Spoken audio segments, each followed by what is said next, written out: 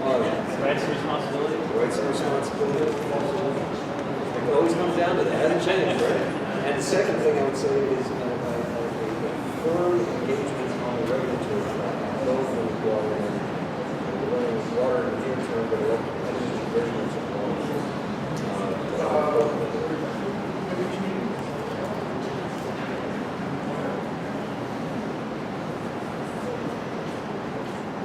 Board member Amit, top line.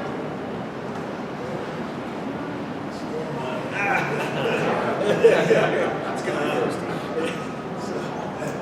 first. You can play them. We'll do it. Also on regulatory? On regulatory or the customer? Okay. Plus to regulatory, but the other, I think, the idea of the shift in 2.0 to energy democracy, and I think that strengthens actually personal ownership in our conservation or kind of cultural shift of use, what that means for water. Somebody more powerful stands of customers and take their ownership that way. I think in the sense that that also brings in is energy justice based on tariffs and those that are able to move into more conservation solar and things like that, other places can't. So where the tariffs are great.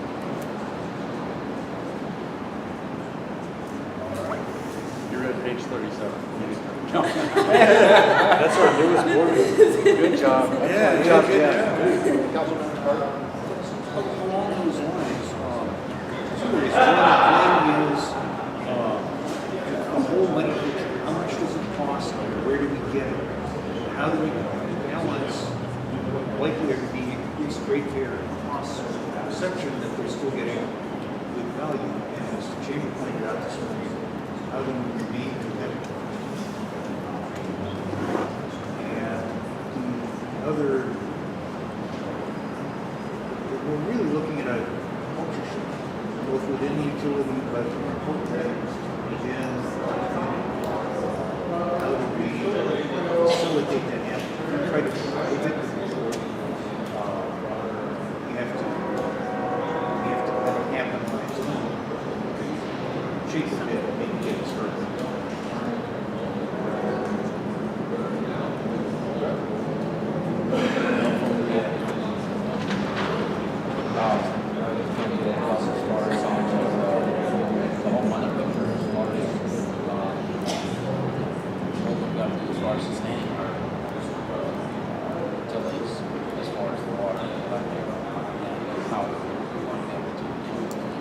People are going to be able to handle that.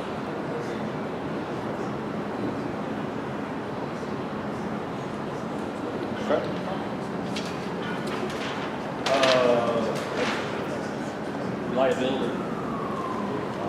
We've got to get the second team coming into the city before we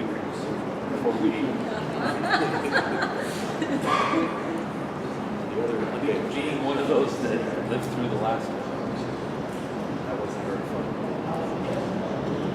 And then on top of that is with all the things we talked about besides solar, electric generation, batteries, how are we going to balance the system to make sure all those things are taken into consideration?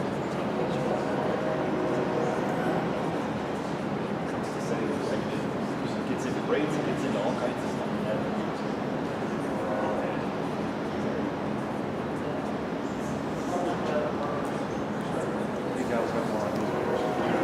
He's meeting us. Mayor Bailey? Are we just doing challenges first, or both challenges and opportunities? What comes to mind? Challenges, opportunities, either one. Both. The opportunity I see is to educate the public on what we just heard. There's a lot of opportunity there, and we're already taking some of that to heart. I think we've got a couple educators out in the classrooms at the elementary school level, right? So accelerating that and increasing that education to other generations that I may have forgotten about our systems, and so we need to think about that the generational piece of education, how they receive it. There's different generations receive education through different modalities and platforms. Then the affordability aspect to the future of water and power, and it goes into justice, because some residents, some homeowners and residents will be able to afford electric vehicles, some won't. So it crosses over the transportation systems as well. How we get around the city, how we subsidize that. We subsidize roads and highways for so long. There's some challenges and opportunities in both of them. On the road too, we've done that with fuel tax. We collect the fuel tax on electric cars. So they're actually, in essence, they're using the roads for free.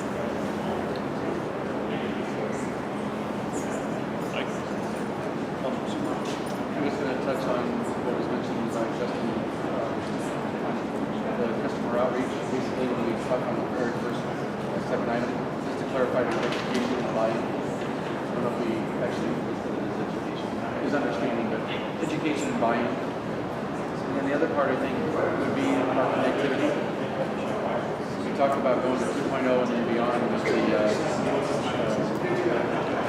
democracy power and spreading out that way. We need to figure out how we're going to reach our goal with the hardware or the software. The possibility of rolling in a utility package or suite that somebody could download on a phone, iPad, or computer, where we whet their appetite, even though we may not be there yet at 2.0 or beyond, but where we start getting that, we start getting them on the hook.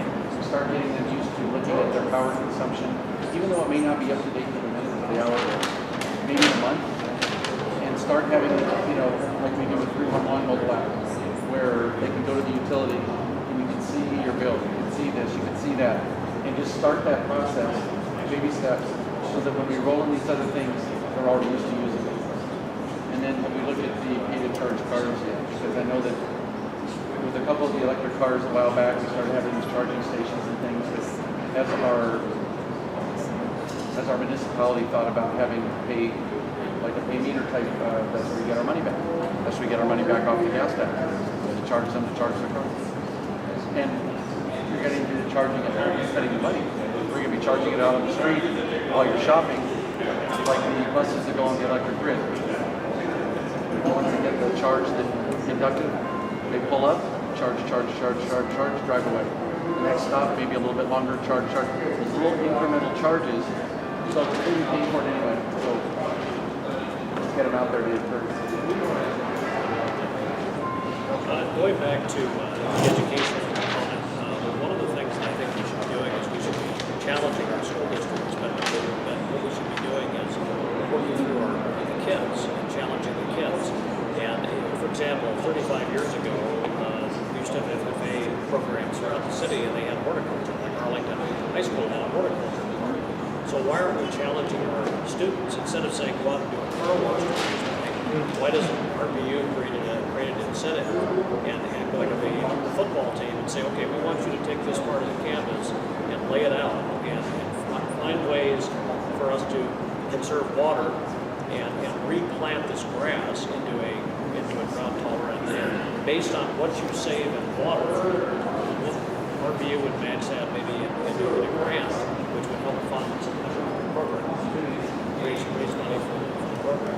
The other idea that I like is in a planning situation, we should be putting electric stations in new shopping centers and encouraging people to come to shopping centers where they can bring their electric car and maybe it's free or whatever it may be, or have the developer make it just part of it. I don't know what's going on with Tesla. Is Tesla providing the power and charging customers?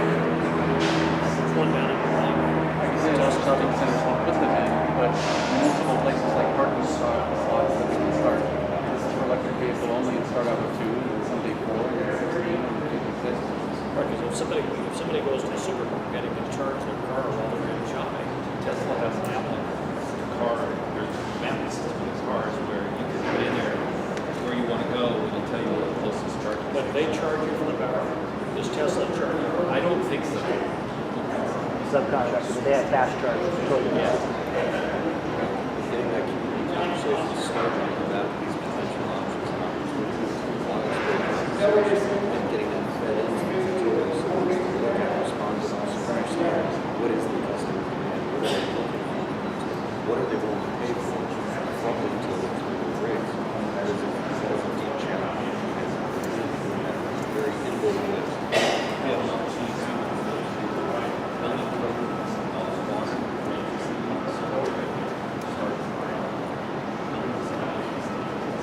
planning process, including the irrigation, solar, purple pipe,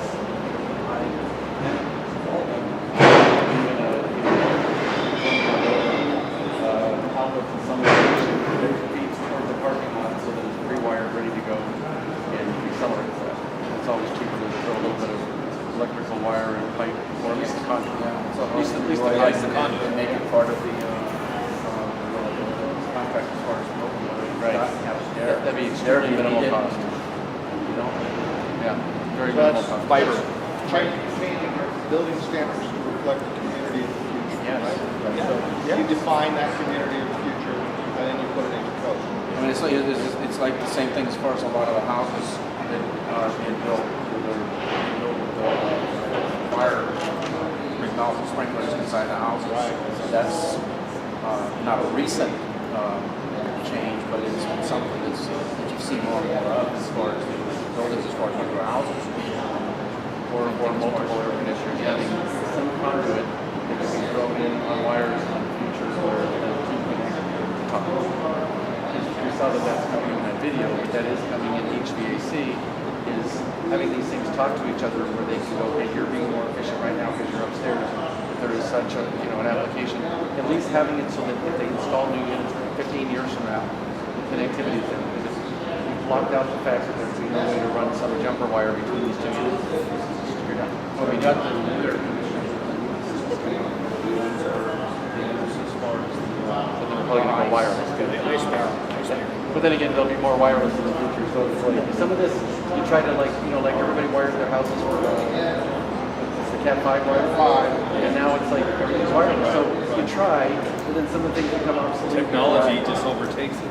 But going back to some of the kind of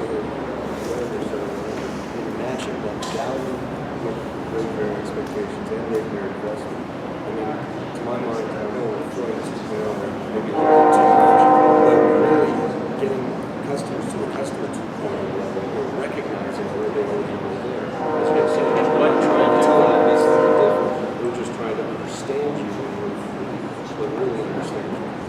They have to get something for it. They have to know what it's going to do for them.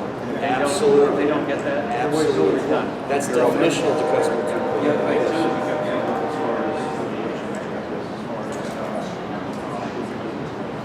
What we're looking at right now, right in state,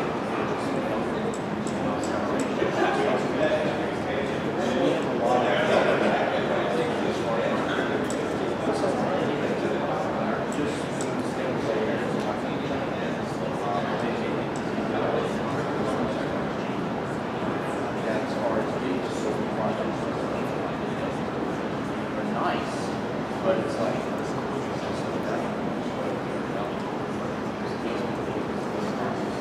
so generational obstacles. Yes. The other thing is solar turbines. Why are we putting down how much? Take an example. John here has spent installing the solar system on X. They're saving X amount of dollars per year. They're saving what's the radius? They replace the wall. Native plants now they're saving $1,000 a year, whatever it may be, $1,500 a year. People are going to do it for the right reasons, but money is probably still going to be the biggest one. So take case studies. Case studies. See, even I know some solar companies kind of do, someone in your neighborhood has solar, and this is their cost, this is actually what, and so they're actually kind of showing someone in your neighborhood, they don't say who, is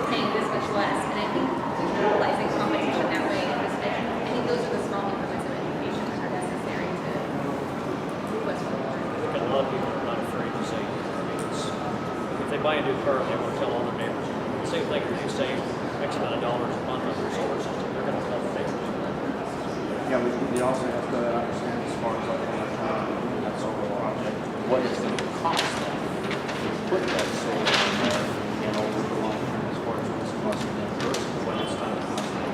That's what I said, what we're paying normally now. So one thing we haven't,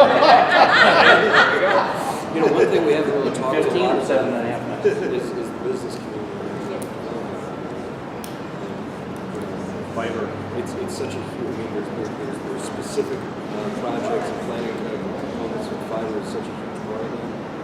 There's also just the fact that locally, particularly in the electricity, energy, business is just by far and so sometimes having to understand that as a customer, understanding that we're part of a broader community, a broader world, and trying to interact with that, even though you're not saying this is only for teachers, you understand you're in common in pursuits with the business community. It's not just jobs, it's also resources. Along those lines, look at more solar and battery storage. We need to look what that does for the children and the change of thing. If there is a way that we can encourage people to charge batteries in the daytime off our system,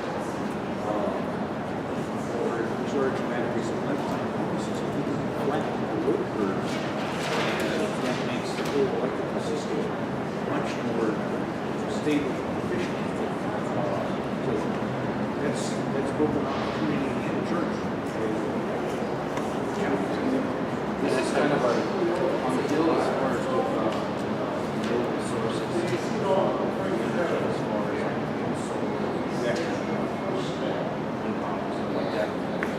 Right now, this is kind of a curve change. As far as okay, this is with clock comes down, goes up. When they turn around and start using these other resources, during the day it's going to clock. And then at night, So a few minutes, you should switch over that.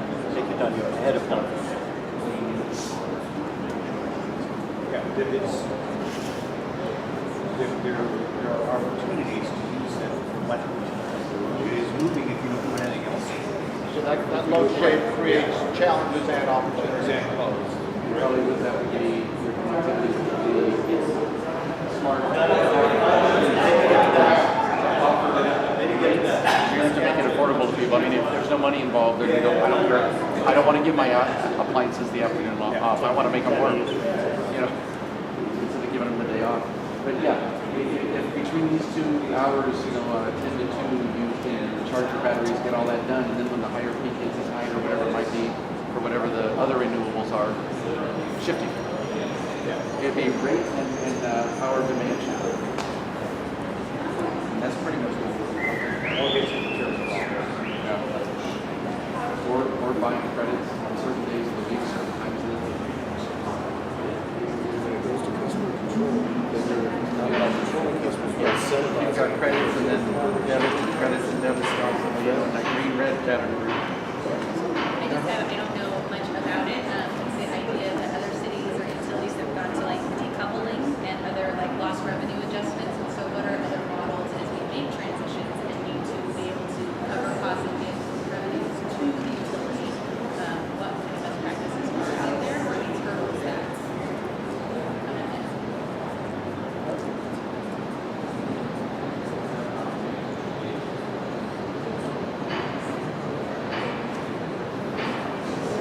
Anything else come to mind?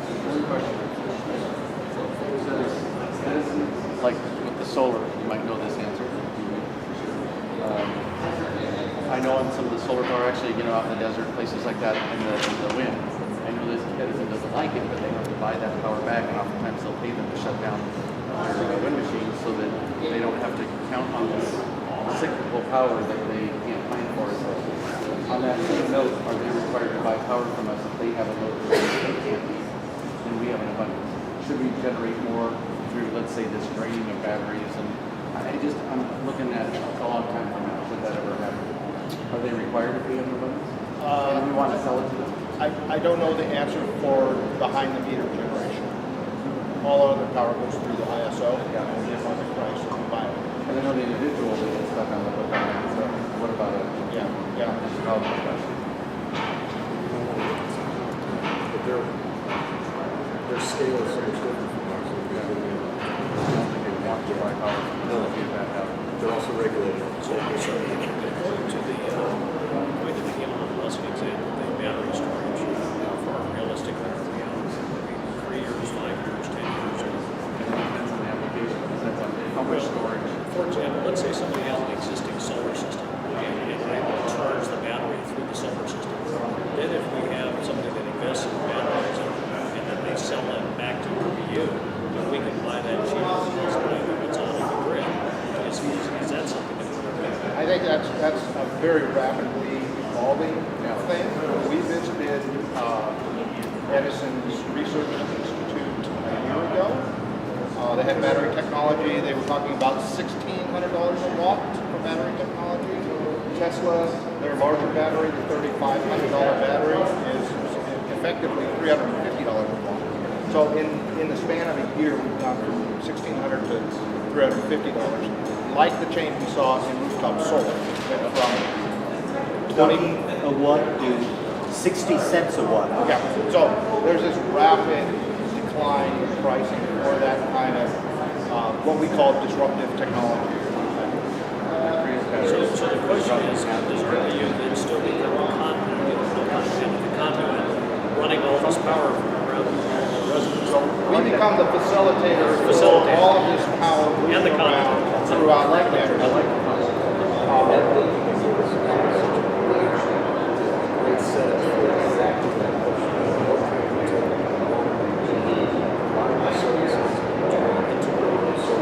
All the above, all the whole plate. Okay, so we've outlined a lot of these challenges and opportunities.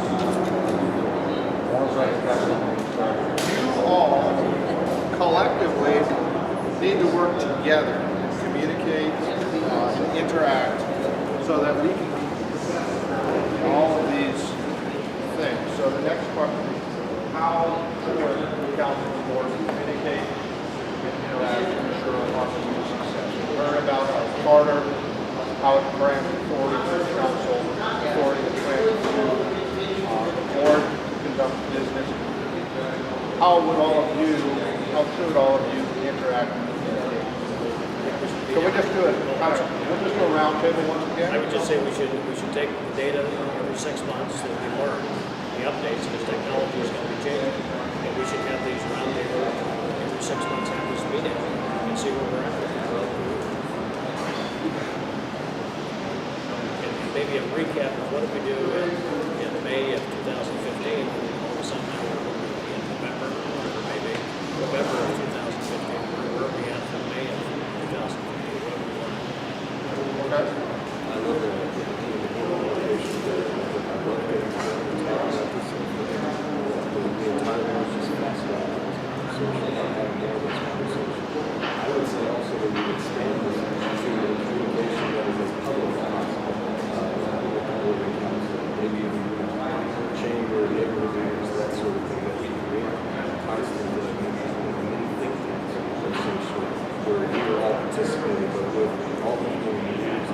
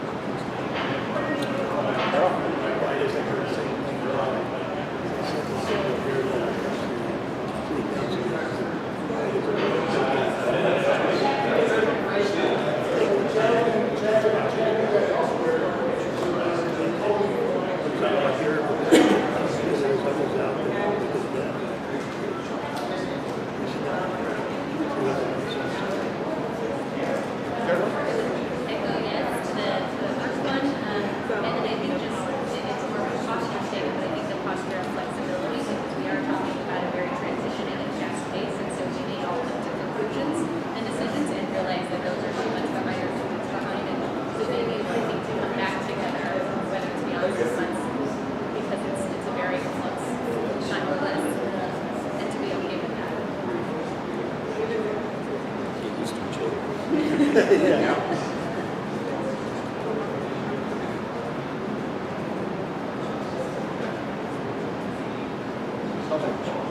agree, we need to continue to meet together. And then probably need to look at is there's a charter section that says a council member may not tell the representative, any of our boards and commissions, or the council member represents how to vote on it. So we have to be careful that we don't cross that. And at some point, we need to facilitate this kind of interchange. I don't think it is the place of the council member to tell the board member, go vote this way. I think that's what's specifically, but we do need to be careful because we need to trade close to it. And I think all of these meetings, we're meeting together and talking, it's an educational opportunity. Larry, who's here today, is good for the rest. Actually, she stepped in. Okay, good. Excellent. But that's communicate out what we're doing, where we're going, how we're doing it is very important. That would press really, I don't think, is social media.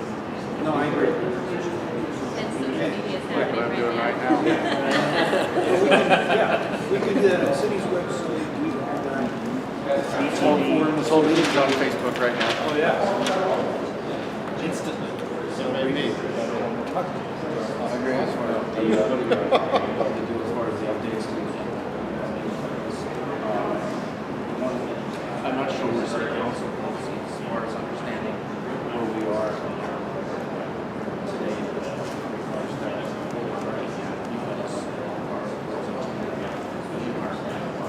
Not following it or not, but I don't know if that guy, this helped you guys out.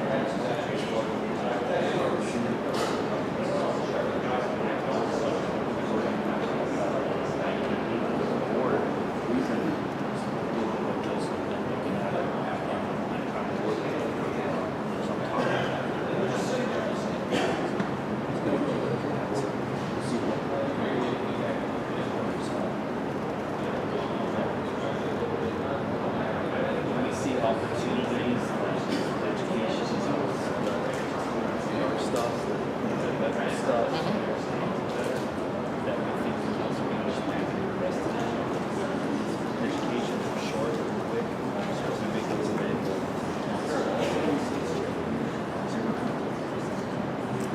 The webinars are half hour, 30 minutes, 45 minutes, but it might be, we see something that we think might be interested in or would help you with some things that are happening, make them available.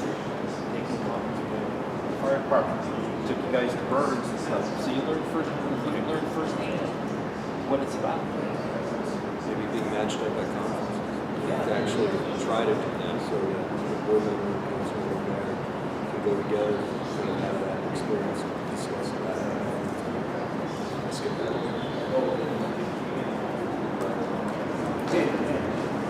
In charge.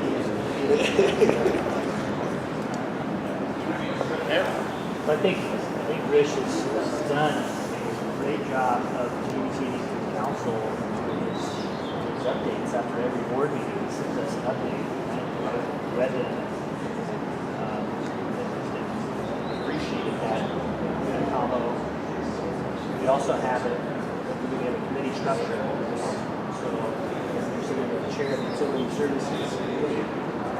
Remember that we're supposed to focus on. Speaking as a former council member, it's impossible to understand, to know all of the systems, 15 departments that we have across the city. So by intention, we created committees and a chair that should be connecting and communicating with the chair of the Public Utilities Board, right? And potentially going to those meetings if necessary. I think that that's a line of communication that we haven't fully utilized. But I think Mauritius has taken a great step. Council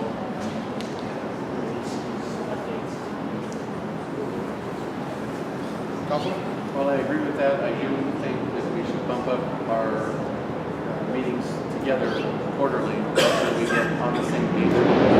Decide if we go 6 months or whatever the case is going to be, because I think we need to, this is an initial step, but we're all going to leave here, we're all going to be thinking of things, or other things will come up, and I think we need to make this more often until we're all on the same page and we've got a set platform, and then we decide, let's throttle back. Or there might be a time to keep it up because there might be more things heading our way. I think it'd be great for maybe possibly 2 council members or 3 at the most, and or a one-on-one with a council member and a board member to go to some of the inside Magnolia, inside Arlington, to different chamber events, to different community meetings. Not to be dragging you all out to different meetings, but initially when we roll out some key points of time, like maybe once a quarter or maybe every 6 months, when there's something new that our utilities rolling out or we want to get that across, we come down and we show our ratepayers, look, we're united on this. And they get their council elected perspective, and then they get their board member that's more them, they think, that is filling that role. The thing that I'd also like to see, and I don't know how we can do this with how it fits with the Brown Act, if there's an availability at a RPU board meeting to hear whichever council member wants to come in, I would love to be able to address you for like 5 minutes or 10 and tell you what my concerns are, what the problems I'm dealing with, what I'm hearing from my constituents that they worry about, and kind of dump that on you so that it's kind of food for thought, so that you go, okay, and then another councilman comes in and another one, not that we're all necessarily going to kind of do it in a forum like this, and maybe that's something we need to do at our next meeting where all of us can kind of express our concerns. Like, for one, I talked to Rick, and one of mine is where all the money's gone. Nobody seems to know this, and I know he's got a plan to work on this, but to some of us, it's been kind of a shell game with RPU, where all this money's gone. You throw in redevelopment, and it just made it a quagmire. When people ask me, well, where's this money? Well, where's that fund? Well, where's this? It's like, I don't have a clue. And I don't want to not have, I want to not have that answer. I want to be able to solve it. And I want to be able to know, not necessarily in the committee, but I want to know not all the details in the committee, and that's more the minutia. I want to know some of the 15,000 foot level where we're at with the dashboard. I want to know so that I can tell people in meetings when they ask. To me, it's very vital, I think, of all the boards and commissions to be really, really partnered and in tune with RPU. Because when you figure we got a $2 billion organization and $1 billion of it is RPU, and more money is spent through RPU than what most of the stuff on our budget is pass-through money. We don't have anything, we have no say. It's a small percentage because some of it's already going to retirement, it's going to this, it's going to that. It's stuff that's already in the budget on the bills that the checks are written. The money that is things that we can deal with, that pot is relatively small. You're dealing with $1 billion budget with RPU that is huge, and we have oversight over that, especially the fiduciary responsibility. That's half of our city's money here, and we don't have our finger on the pulse like we should. It's my concern.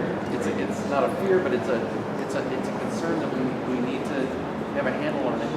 And council member may come and go, but the new one plugs in, and we're in this system where we meet a lot, and we just have this relationship with RPU leadership and board that we all know. And you know the philosophies where we want to go, and we want to know what your concerns are, what you've got to do to get there for those vision and philosophies that you'd like to take on.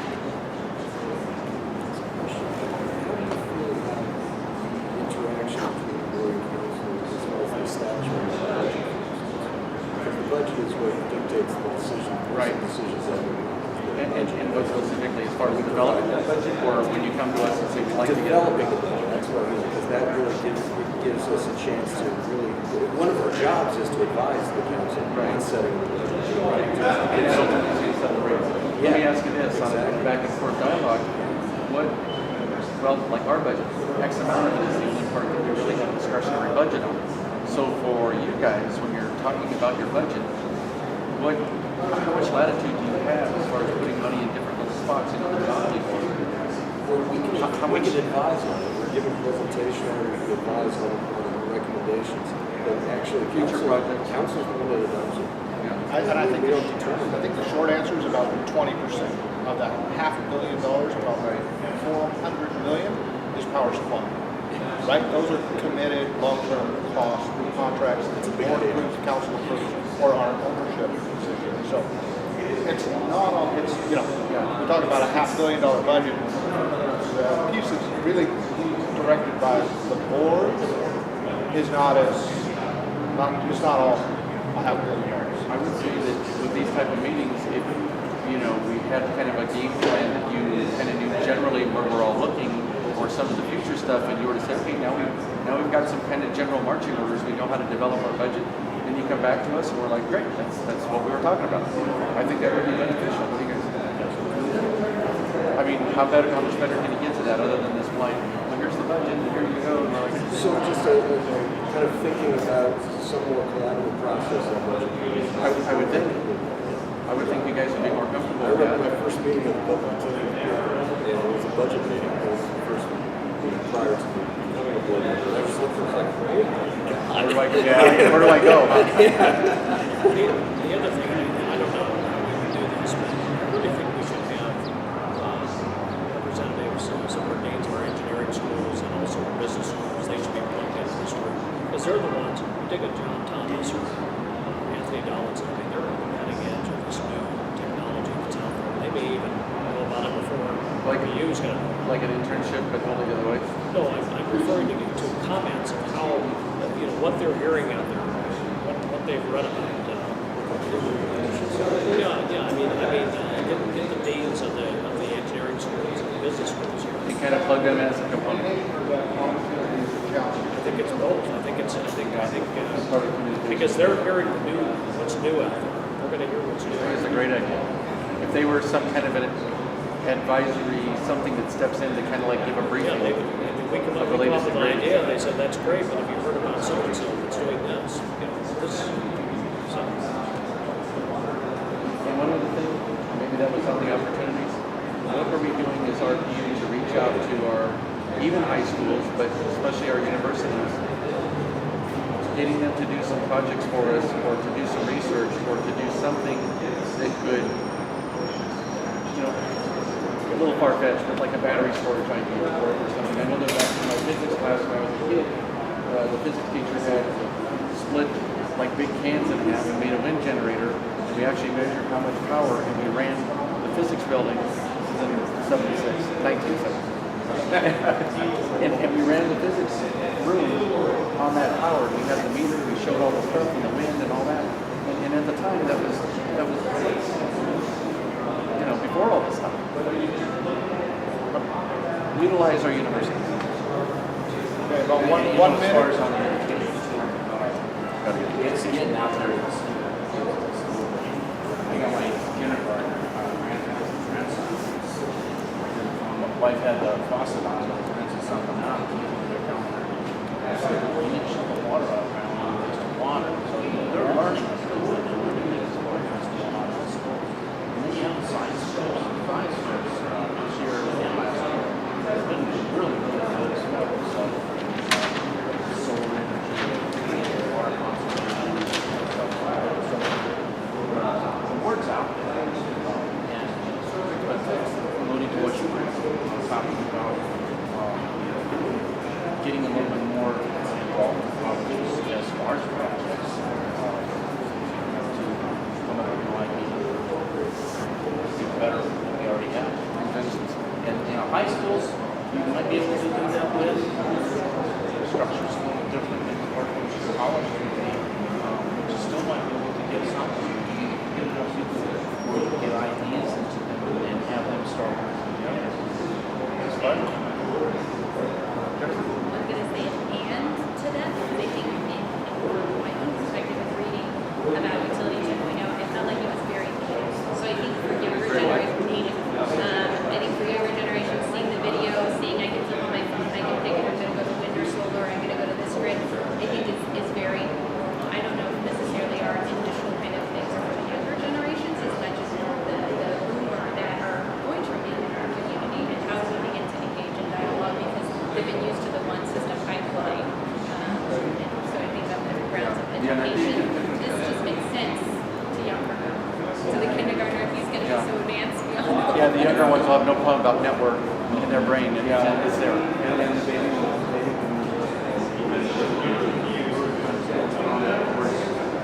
Pipeline, so we're not gonna be able to change, I guess, that way.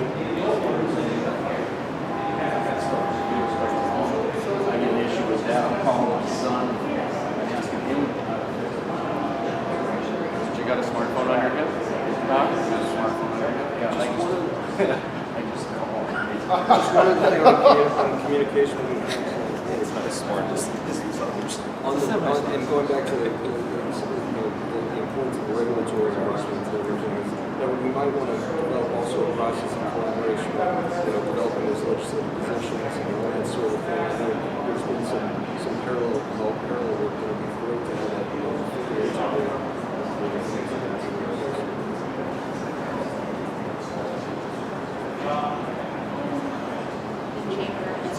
Oh, yeah. It's just a matter of what, 35, 40 minutes. I think they're gonna share theirs. It'll be interesting to see what their round table. We should have a square table.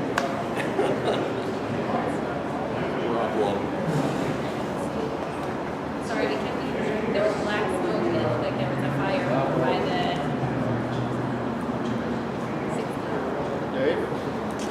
Car retires or car fire. Yeah. Been to a lot of those. Call 911. No sharp up.